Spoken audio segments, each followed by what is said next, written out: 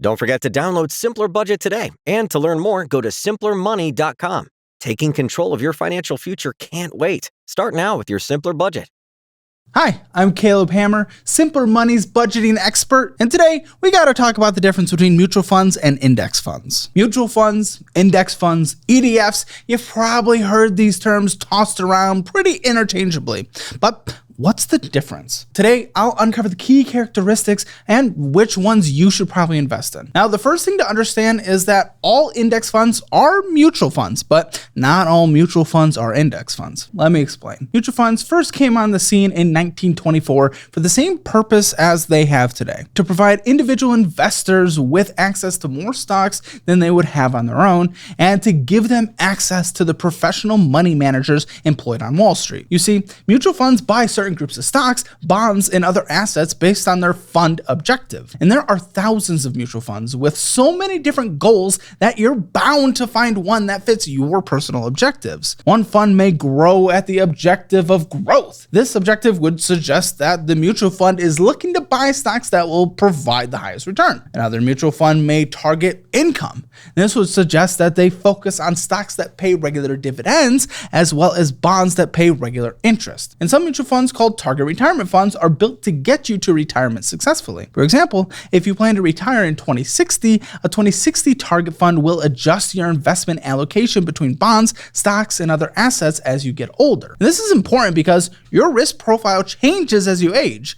You can either manage your allocations yourself or the target fund can do it for you. These funds are filled with hundreds, if not thousands, of stocks and bonds. The value of the total fund's asset is called the net asset value. If you were born on your own, it would be impossible to buy all of these stocks. As a matter of fact, if you only had $1,000 to invest, you could really only buy 3 or 4 shares of big name companies like Meta and Tesla. And this is far too risky of a portfolio for any investor. But with a mutual fund, your $1,000 could get you access to all the stocks that mutual fund owns. Remember that diversification is one of the keys to investing and one of the few levers you can really pull. With a mutual fund, you buy into a percentage of the mutual fund itself by purchasing their shares. So when the mutual fund's basket of stocks goes up, your share increase in value based on the percentage of shares you have. Mutual funds also give you cheaper access to professional management and employ Wall Street's best. Their managers have the talent and ability to work for big banks, hedge funds, and other large financial institutions. And a job managing one of these funds is just as coveted as these other roles. I don't know about you, but it sounds nice having someone who spent years in school studying and can spend their entire day making sure my money is good. So now I've established that there are a lot of mutual funds run by professional managers, and they have a lot of goals and objectives as well. All of these aspects have their benefits, but it really is a double-edged sword. You see, a mutual fund is a for-profit organization, and on the surface, there's not really anything wrong with that. But the way they make their money is really where the issues come up. Most mutual funds charge you fees, and these fees are what keeps the lights on. On top of that, these fees aren't based on the fund manager's performance, but on the overall portfolio size. And I'll get into that more later on in this video. But one of the most important fees to keep track of is the expense ratio. The expense ratio is a percentage of the account that's withdrawn each year to pay the fund managers. This percentage is consistently drawn from the entire value of the fund, which is also known as the net asset value. So if the expense ratio is 1%, that means each year the fund will look at your account value and take 1% from it. Just like a financial advisor who charges a fee, these fees can add up and eat into your returns. But you can argue that this is okay if the funds are beating the market by more than 1%. But spoiler alert, they're not. As a matter of fact, 89% of fund managers failed to beat the market over 10 years according to a Dow Jones study. And this number gets lower and lower and lower the more years that you track. So the chance that a fund will beat the market over a 15-year period is much lower than a 10-year period. The expense ratio also encourages the fund to keep growing its asset because no matter the performance, they take home more money as long as the fund is collecting more assets. You see how that creates incentives to focus on efforts that don't always provide you a better return? The easier option for the mutual fund is to focus on marketing in creating portfolios that get more money from you, rather than achieve the unlikely goal of beating the S&P 500. And remember that the expense ratio isn't the only fee.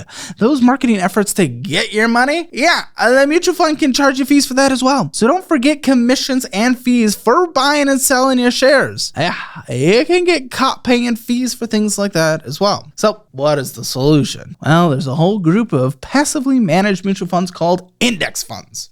The key word here is passive. The problem with the mutual fund is that you're paying to have someone manage your money, as well as their team of researchers and support staff to help make the transactions and market the fund. And this is where the index fund comes in. In 1975, a pioneer in investment management, Jack Bogle, started the index fund because he believed that it was almost impossible to outperform the market. And not everyone liked this idea at the time, but turns out Jack was onto something. You may know his index fund as Vanguard funds. And this fund was to be a passive and not-for-profit index fund. Bogle's group set out to create mutual funds that simply track the indexes such as the S&P 500, NASDAQ, and total market. Bogle and his managers simply made it possible for you to participate in the overall market moves. They did limited research, they didn't buy and sell stocks all the time, and as a result, they were able to charge us very, very low fees. Where an expense ratio for an active mutual fund can reach up to 1.5%, and in some cases even higher, the average expense ratio for a passive fund is a mere 0.12%, and many charge far less,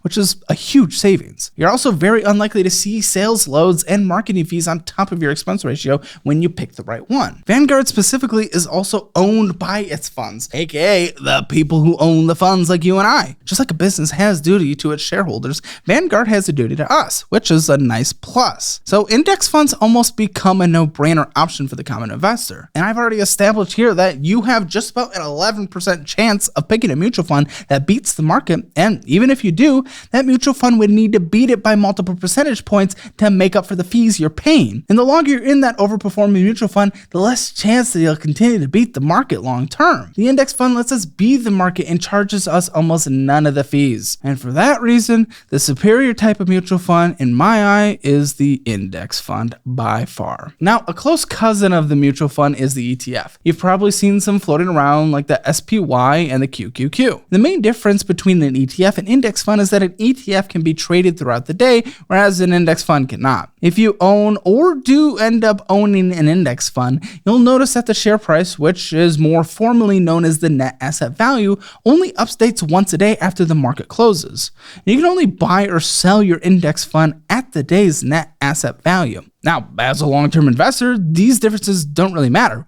Whether you buy the S&P 500 ETF VOO or index fund VFIAX, you'll get similar results from each. Overall, the ETF will come out cheaper as you don't have someone buying and selling the positions like you would with an index fund or mutual fund. But the ability to trade the ETF can be misused as day traders and investors alike are using these funds to make intraday trades. So you can save money by buying these funds, but are also open to more intraday movement and variance from the index itself. And this won't be noticeable though over a long term. But overall, buying ETFs is okay, but you yourself should not be trading these funds regularly. The reasons for not being a day trader are for a different video, but if you're a long-term investor, you should not be regularly switching between funds. If you sell your fund and buy another within a year of holding, then you are subjecting yourself to short-term capital gains taxes, which can be doubled in the long-term version. The only exception is if you're doing this in a tax advantage account like an IRA. A lot of the results that make these index funds and ETFs so enticing